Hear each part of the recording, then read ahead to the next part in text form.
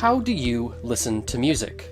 Like a lot of you, I primarily use my phone, with services like Spotify and YouTube. In fact, I have all these CDs here, and yet I find myself using them less and less for one reason or another. They just don't feel as relevant to me anymore. In fact, you could say they haven't felt relevant for quite some time. But today we're not going to be talking about the compact disc. Instead, we're going to be talking about the thing that began to supersede them. This is the birth of the digital music library. This is the story of a company called Nullsoft and an application called Winamp. Listening to music digitally is now easier than it's ever been, but it hasn't always been this easy. In fact, it really hasn't been this easy up until pretty recently. Now all you've got to do is load up your Google Play Music or your Spotify or your Algorithmetrix 5.0 and you're all set. The algorithm has detected you would like to listen to Cardi B. No, stop. I don't even know who that is. In the mid-1990s, if you wanted to listen to music on your computer, your best bet would have been with one of these. Still, if you wanted to switch out and change albums to something decidedly different, you would have to physically take the disc out of the optical drive and swap it with another one. And of course you could still rip the audio files to your computer, but those files would be enormous. The solution was turning it into compressed files, MPEG Layer 3 or MP3 being the most popular. The idea is to squish the audio down and compress it so that it's not an exact copy of the audio on the CD, but a close enough approximation so that the untrained ear would not be able to tell the difference. And let's be honest, the trained ears probably weren't listening to music on their PC at that time anyways. This saved a ton on storage space and helped pave the way for consumers to build their own digital music libraries. In fact, if we look at this album here, Entombed's Left-Hand Path, when it's ripped to MP3 at a bitrate of 128 kilobits per second, it takes up around 43 megabytes. Contrast that with an uncompressed WAV version, and that takes up around 470 megabytes. When you think about average hard drive sizes of the time, maybe 5.2 gigs, that means that this album alone, uncompressed in WAV file, would take up nearly a tenth of the entire thing. The thing is, MP3 was still a pretty new file format. People weren't really catching on to the idea of storing their music digitally, but that was about to change. In 1997, programmer Tomislav Uzelik put together a project called AMP, that's Advanced Multimedia Products. He developed AMP MP3, the first MP3 decoder to see widespread use. Still, if the average person wanted to use it, they would need some sort of interface. Enter programmer Dmitry Boldarev, who licensed Uzelik's AMP decoder for a Macintosh-based MP3 player. He met with fellow University of Utah student Justin Frankel, who likewise licensed the AMP library to develop MP3 software for Microsoft DOS. And this was DOS AMP, branded with these ASCII lightning bolts that would later become central to their software's iconography. And DOS AMP essentially just allowed a PC running MS-DOS to read and play MP3 files. They worked together under Frankel's company Nullsoft, setting out to develop a similar player for Microsoft Windows, calling it Winamp. This is actually why early versions of the software had the AMP part capitalized, since it referred to Uzelik's AMP decoder project. When I was younger, I was always entranced by Winamp's user interface. It wasn't like anything I'd ever seen before. I think most interfaces I'd interacted with had the same basic Windows aesthetic, but something about the sleekness of Winamp's design really appealed to me. There was a certain degree of depth and physicality to it, like you could really reach out and touch it, as if it were a real piece of equipment. But it didn't originally look like this. In fact, it was fairly plain. This is Winamp 0.2, and in many ways it was similar to DOS AMP in its simplicity. All that you really get out of the package is this tiny window with a menu bar where you can load in a song, play it, pause it, or stop it and load in another one. So at this pre-version 1 stage, it's really just a prototype. When we move over to 0.92, we get to meet the Winamp guy. He was designed by Christian Lundquist, and you can actually see it over on his old website, including this strange revamped version. In 0.92, we can already see some major changes underway. There's a proper user interface with some basic play controls. It displays the file bitrate along with the sampling rate, here labeled mix rate, and next to that we can see the track title as well. Finally, in the drop-down menus, we can see it has both repeat and shuffle functions added. Version 1.0 came in June 1997. So here we can see Winamp has completed its stylistic takeover of the Windows interface with its own title bar. The menu can be accessed by clicking this hourglass shape here, spilling out into a bunch of new features like the equalizer and the playlist editor, though these still look like regular windows. We've also got a seek bar now, so you can scrub through a song to your heart's content. You may also notice this spectrum analyzer, completing the look of a classic stereo system by mimicking a VU meter. And clicking twice on the title bar simply minimizes the window, but by version 1.1, if you gave that bar the old double click, suddenly we're in window shade mode. So now you've got this much smaller player that you can tuck into the corner of the screen. And we're talking about mid-90s resolution, so that screen real estate wasn't cheap. The spectrum analyzer is also different, now offering two options for both regular and high quality displays. The next few iterations of Winamp brought about incremental yet not insubstantial quality of life changes. In 1.2, we've got track, time, and playback controls in window shade mode, along with more visualization options, which is always a bonus. And we've got more of those in 1.4. When you boot it up, it comes with this new fire gradient for the spectrum analyzer. Of course, if you're not a fan, you can head over to the options and switch it back to normal, or you could try out the new lines style as well. Nullsoft also revamped the interface, adding a pan slider as well as buttons to access the equalizer and playlist functions. And here Winamp is also still freeware, but by 1.5 it would instead be shareware. The idea is that you'd use it for free during a trial period, and then after 14 days they'd ask you to purchase a license. But of course you could just not do that. There was nothing in place to prevent you from using it after that time period. It's the same reason why you can keep using WinRAR after 40 days, even though it bugs you about it. Nullsoft also added something new: streaming. Yes, streaming in 1997, or at least a rudimentary form of it. By clicking play location, you can play tracks directly hosted off of the World Wide Web. And there's a couple other tiny cosmetic differences, like how the W on the title bar doesn't look as weird anymore. Version 1.666, and yes, that's the version number, gives us this hidden menu called the clutter bar, left of the main display, with shortcuts to various windows, menus, and other things, including this double size option and a shortcut to edit the track's ID3 tags. We can also see a tiny little visualizer in the window shade mode.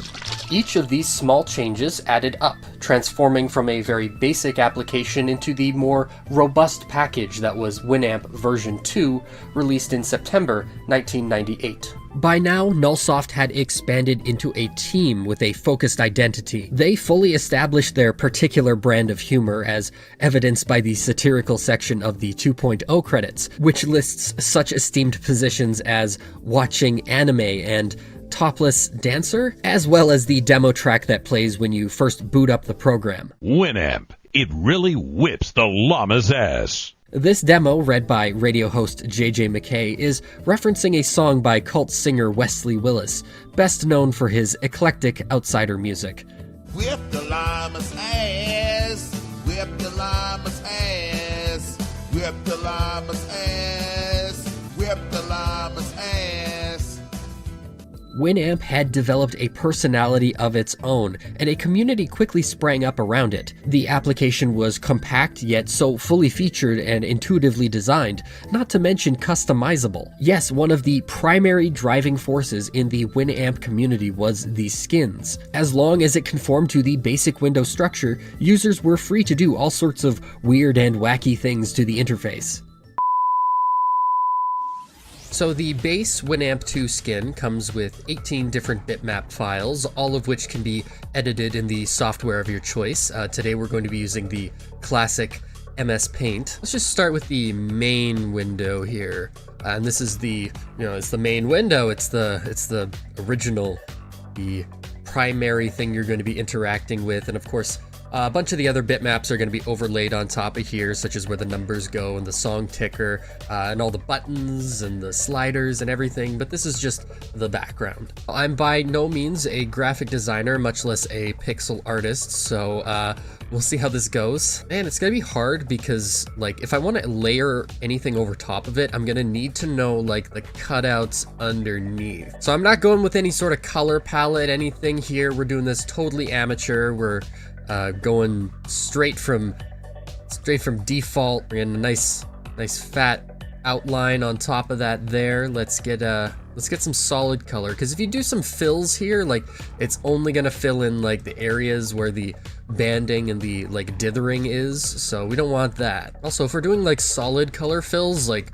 we're totally in a position to change them at any time that we want. We can just go back over them again. This is the point where it's like, I really understand. I don't know what I'm doing at all, and I'm sure someone out there will know what they're doing, but I sure don't. Well, actually, now that I think about it, it's like I know what I'm doing, but I don't know how to do it well, and that's a skill you can learn, you know? I think we want to go like one more over on this here. Let's get that all there. Like, oh, it's a different color than I expected it to be. So we've got our main window, we've got our beeps, we've got our boops, we've got our mischievous little face down in the corner there. So I think we're all done here. Go ahead and save that, and we're gonna open up something else. So, you know, in my script, it actually has a note saying, create something intricately crappy yet vaguely humorous, and I don't actually know what that means. You'll actually notice that on the title bar bitmap, it actually has two different title bars. It's the regular Winamp one and then the one with the tagline on it. And that tagline is actually accessible in Winamp. If you just type in nullsoft on the keyboard, it'll show up.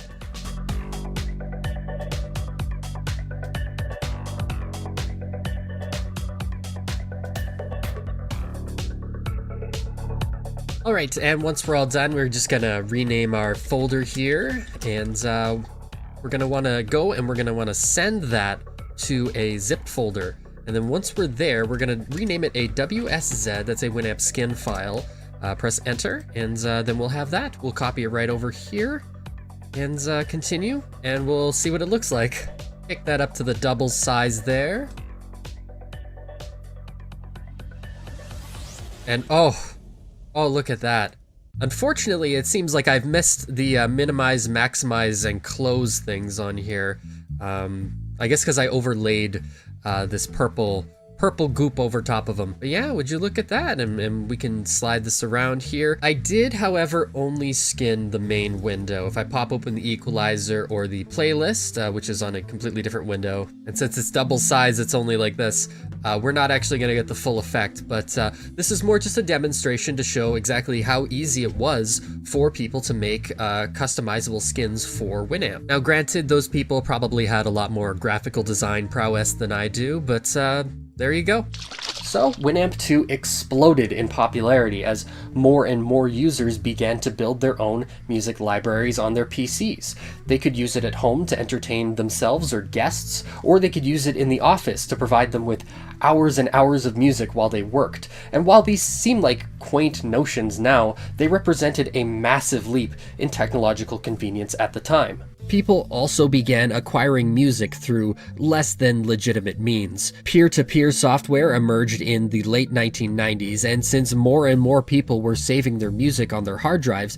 it became easy to simply share those folders over the internet, and suddenly a wave of multimedia bootlegging exploded, led in part by software like Napster. And this resulted in a series of copyright battles which ultimately shifted the entire entertainment industry. And in the realm of copyright, Nullsoft faced difficulties on their own. In March 1999, Play Media Systems Incorporated, the company co-founded by Tomislav Uzelik, sued Nullsoft to the tune of $20 million. Play Media claimed that Nullsoft misrepresented the usage of Uzelic's amp decoder in the latest releases of Winamp. They ultimately settled the suit, with Nullsoft paying for and receiving a license to continue using it. Shortly thereafter, emerging tech giant America Online, or AOL, came along and swept up Nullsoft in its series of acquisitions at the turn of the century. Not that it had much of an effect on the Winamp releases of the time, other than seeing a little extra advertising for AOL's then popular internet service. By the year 2000, Winamp was one of the most popular media players on the PC, and this is about when I was first introduced to it. Version 2.76 is perhaps the one I remember the fondest, with its real-time 3D rendered credit sequence, internal browser, and advanced visualization studio. It's weird to think how the application and community flourished in such a brief instance, as this was just before Nullsoft faced sudden competition by Apple's iTunes, and a series of missteps that would ultimately cause Winamp's popularity to decline.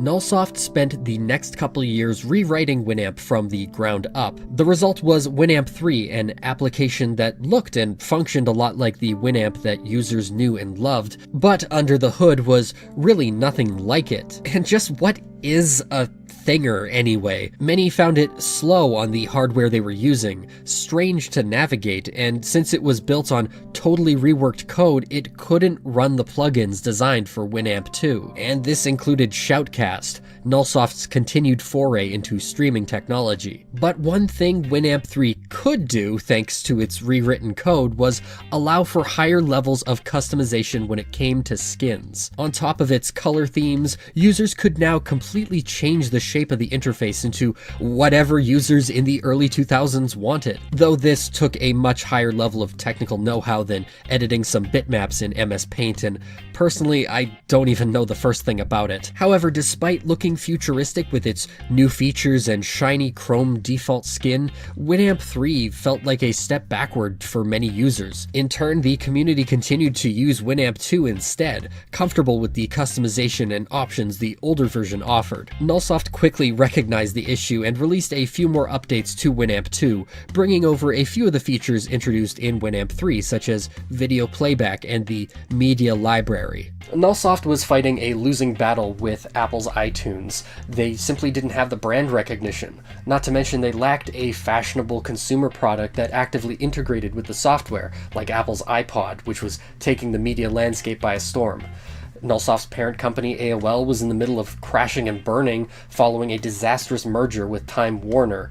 Winamp was looking more and more obsolete by the day, and soon after, Nullsoft would follow with what would ultimately be their final release of Winamp. Winamp 5 was released in December of 2003, looking ugly as ever, but built off of Winamp 2. You may notice there was no Winamp 4, and Nullsoft provided a few joking reasons for this, including that Winamp 2 plus Winamp 3 equals Winamp 5, that they improved so much in Winamp 5 that they figured it warranted skipping a version, and that nobody wants to see a Winamp 4 skin.